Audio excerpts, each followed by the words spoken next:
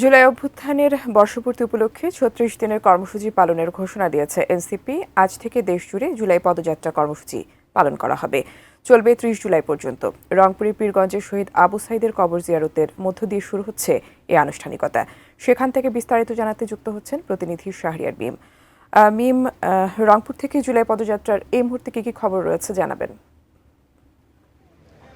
টুম্পা, আপনাকে ধন্যবাদ। এই মুহূর্তে রয়েছি রংপুরের পীরগঞ্জে এবং শহীদ আবু সাইদের কবরের সামনে। আপনাকে জানিয়ে রাখি যে আজকে কিন্তু ছাত্র জনতার গণ অভ্যুত্থানকে কিন্তু স্মরণ করতে ১লা জুলাই অর্থাৎ আজ থেকে কিন্তু জুলাই পদযাত্রা শুরু হয়েছে।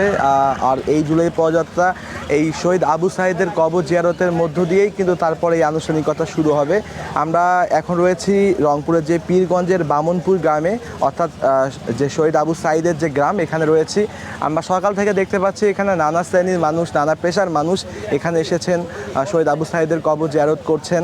এরপরে কিন্তু এখানে এনসিপির যারা কেন্দ্রীয় কমিটির নেতাকর্মীরা রয়েছেন তারা কিন্তু এখানে আসবেন। এখানে কেন্দ্রীয় কমিটির আহ্বায়ক নাহিদ ইসলাম, সদস্য সচিব আক্তার হোসেন, দক্ষিণ অঞ্চলের মুখ্য সংগঠক হাসনাত আবদুল্লাহ, উত্তর অঞ্চলের মুখ্য সংগঠক সাদিস আলম সহ আরও অনেকেই বা স্থানীয় নেতৃবৃন্দ এখানে কিন্তু আসার কথা রয়েছে। তারা এখন রংপুরের যে পীরগঞ্জ রয়েছে সেখানে একটি কমিউনিটি সেন্টারে তারা রয়েছেন।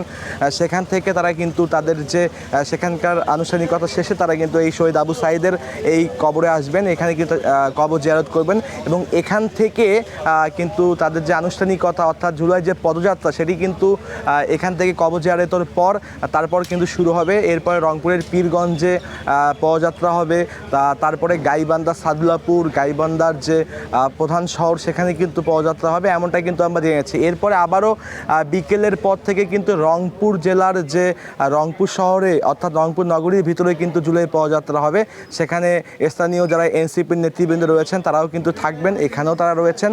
এখন পর্যন্ত এখান থেকে আমার কাছে এই ছিল সর্বশেষ। পরবর্তীতে তারা আসতে আমি আবারও আপনার সঙ্গে যুক্ত হব।